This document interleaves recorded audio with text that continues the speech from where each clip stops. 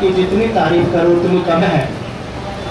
साथ ही 8 महीने से चल रहे इस आंदोलन में जो 700-800 हमारे जो किसान हैं शहीद हुए हैं, मैं सर्वप्रथम उनको श्रद्धांजलि देता हूँ, उनको नमन करता हूँ, जिन्होंने इस आंदोलन को सफल बनाने के लिए और अपने प्राणों को बलिदान कर दिया, जिन्होंने सर्दी की चिंता नहीं की, गर्मी की चिंता नहीं की, बरसात की चिंता नहीं की, पुलिस के दमन की चिंता नहीं की, सरकार के दमन की चिंता नहीं की, और उन्होंने आंदोलन को सफल बनाने के लिए अपना जीवन इस आंदोलन के लिए, किसान भाइयों के लिए, गरीब मजदूर जनता के लिए और इस देश को अपना जीवन समर्पित कर दिया। आज मैं भगवान वाल्मीकि आश्रम नेहरू पार्क चाणक्यपुर दिल्ली का वहाँ मैं सेवादार हूँ। आज तमाम संगठन वाल्मीकि समाज के इस आंदोलन को समर्थन देने के लिए आए हैं और मैं भी आपको अपना समर्थन देने के लिए आया हूँ।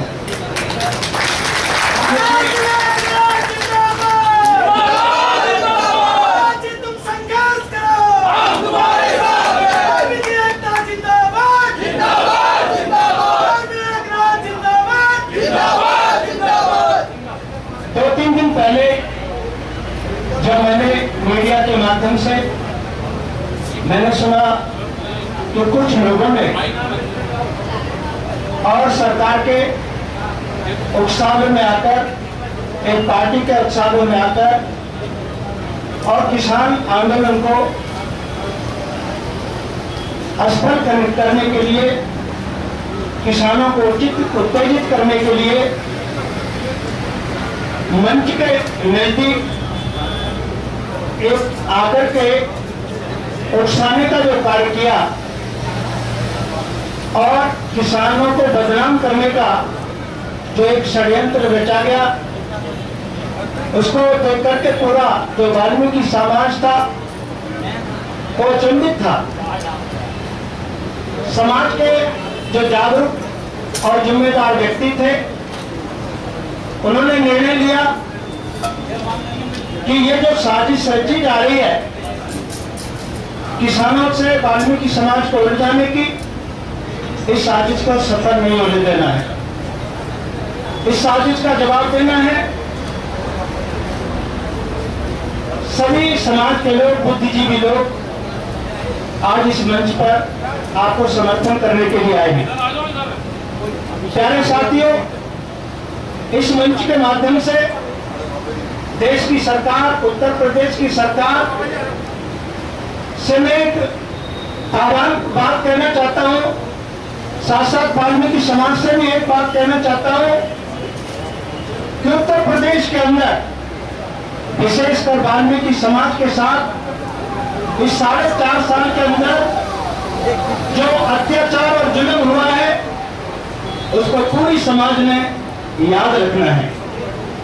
हाथरस कांड किसी से छुपा हुआ नहीं है, जिसमें एक बेटी के साथ एक विशेष जाति के लोगों ने उसके साथ रेप करके उसको मार दिया। उसकी FIR तक दर्ज नहीं हुई। उस बेटी को उस जिले में इलाज तक नहीं मिला। दिल्ली में लावारिस की तरह सफदरजंग हॉस्पिटल में उस बेटी को पटक दिया गया। उस बेटी ने जब अपने प्राण दे दिए, उसकी मृत्यु हो गई, तो एक दंगा नाच हुआ प्रशासन के द्वारा, उत्तर प्रदेश की सरकार के द्वारा, कि उस बेटी को रात के 2:30 बजे पेट्रोल और मिट्टी का तेल छिड़ककर उसकी दोबारा मृत्यु कर दी गई। उसको फूंक दिया गया, आपके हवाले कर दिया गया। क्या इस अत्याचार को वाल्मीकि समाज भूलना चाहेगा?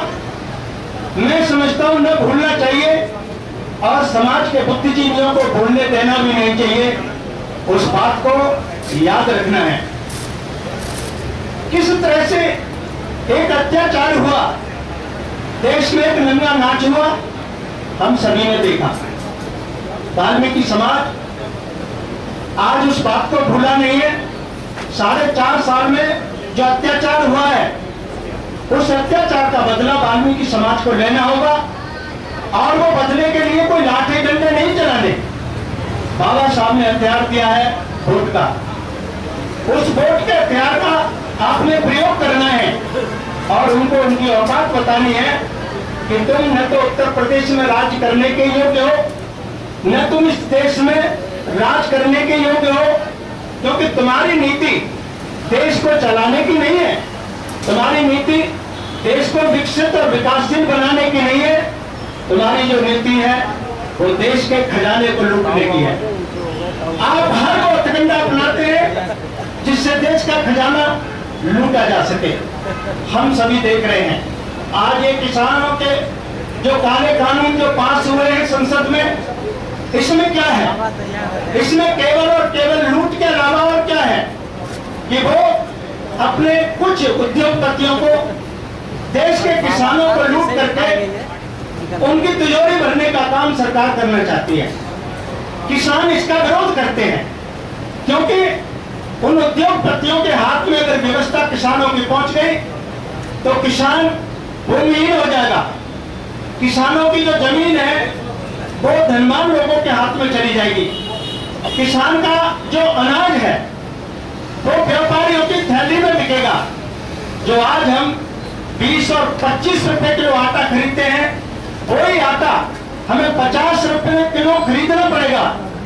आप देखते हो एक लाला रामदेव जी हैं, एक व्यापारी, वो पतंजलि की मोहर लगाते हैं। गेहूं आप उगाते हो, जो कट्टा 250 रुपए में 10 किलो का मिलता है, वो पतंजलि की मोहर लगते के साथ 350, 400, 500 का हो जाता है।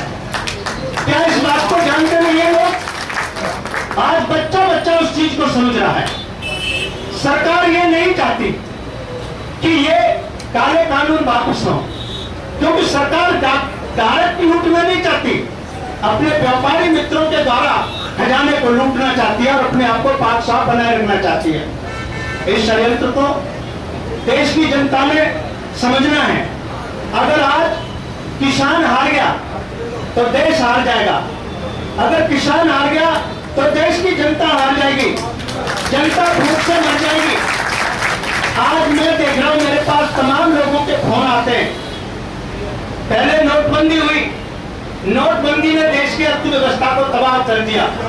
जीएसटी इतनी लागू कर दी, उसमें लोग तबाह हो गए, व्यापार तबाह हो गए। आज देश में गरीबी, भुखमरी और लाचारी उस हद तक पहुंच गई है कि हम अपने बच्चे को जो 5 रुपए का पार्ले जी बिस्कुट आता है, वो अपने बच्चे को 5 रुपए हम नहीं दे सकते। आज हमारी जेब में 5 रुपए भी नहीं है।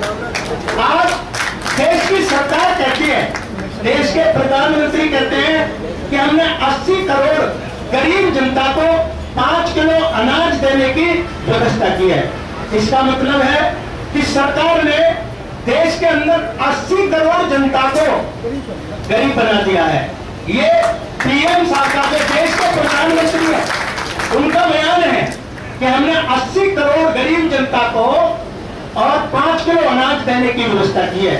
आप विचार करिए, क्या 5 किलो अनाज में एक आदमी 30 दिन तक अपना पेट भर सकता है?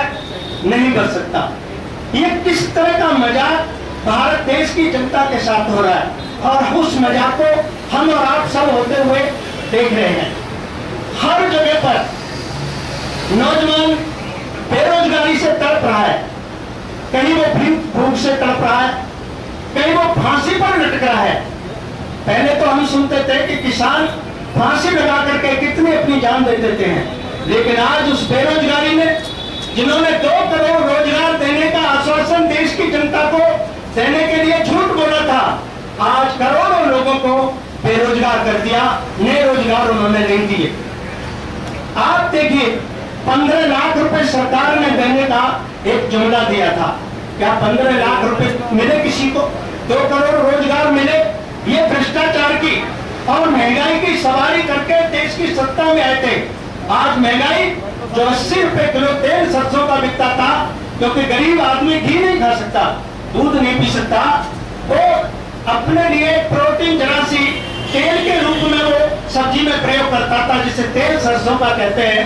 आज वो तेल इन्होंने 200 रुपए किलो बेच दिया, हम और आप सिर्फ देख रहे हैं। जो पेट्रोल 60 और 70 रुपए किलो थी, वो 105 110 रुपए लीटर बिक रही है।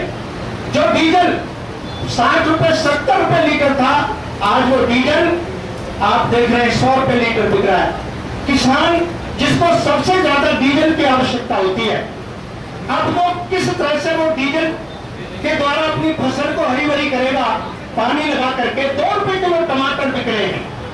2 रुपए किलो टमाटर किसान उगा करके और 100 रुपए लीटर का डीजल खर्च करके और 2 रुपए किलो टमाटर बेच करके क्या वो अपनी खेती को कर सकता है? नहीं करेगा। मैं भी गांव का बच्चा हूं, मैंने देखा है कि जिनके पास 20 बीघा जमीन थी किसानों के पास, वो भी 2 टाइम सब्जी से रोटी नहीं खा सकते थे, एक टाइम उनको चटनी से और चाय के साथ, छाछ के साथ में रोटी खानी पड़ती थी। अगर ये कानून लागू हो गए तो अब आप देखिए तो उस किसान की क्या हालत होगी।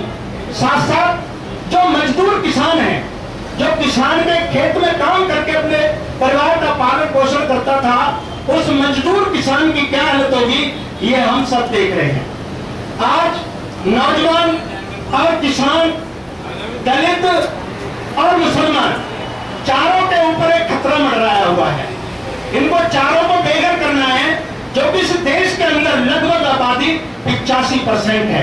15% लोग 85% लोगों को बेवकूफ बनाने का काम कर रहे हैं और 72 साल की आबादी में हमने बेवकूफ बनने का काम किया है। प्यारे साथियों, आज इस मंच के माध्यम से मैं आप लोगों को एक आह्वान करता हूं कि इस षड्यंत्रकारी सरकार को जितना जल्दी हो सके इसको उखाड़ के फेंकने का हम सबने मिलकर के काम करना है, क्योंकि ये जो देश में एक नकली राष्ट्रवाद चल रहा है, उस नकली राष्ट्रवाद को खत्म करके एक असली राष्ट्रवाद भारत देश के अंदर स्थापित करने की आज आवश्यकता है। श्री टिकैत साहब, मैं आपको पूर्ण रूप से अपना समर्थन देता हूं, पूरी वाल्मीकि समाज से साथ ही साथ आह्वान करता हूं कि इनका जो षड्यंत्रकारी गेम है, क्योंकि आज तक इन्होंने हमें असली हिंदू बनाकर के मुसलमानों से लड़ाने का काम किया है, असली हिंदू बनाकर के मुसलमानों से लड़ाने का काम किया है। अब ये दूसरा षड्यंत्र इन्होंने शुरू कर दिया है कि अब किसानों से लड़ाने का हमारे साथ षड्यंत्र किया जा रहा है। हमने न मुसलमानों से लड़ने का काम करना है, मैं वाल्मीकि समाज से अपील कर रहा हूं, खास करके हमने न मुसलमानों से लड़ना है, न हमने किसानों से लड़ना है। हम देश को बनाने वाले लोग हैं, हम राष्ट्र को बनाने वाले लोग हैं, हम देश की सेवा करने वाले लोग हैं, और सेवा करने वाले लोग जिम्मेदार लोग होते हैं, वो राष्ट्र विरोधी गतिविधियों में शामिल नहीं होते।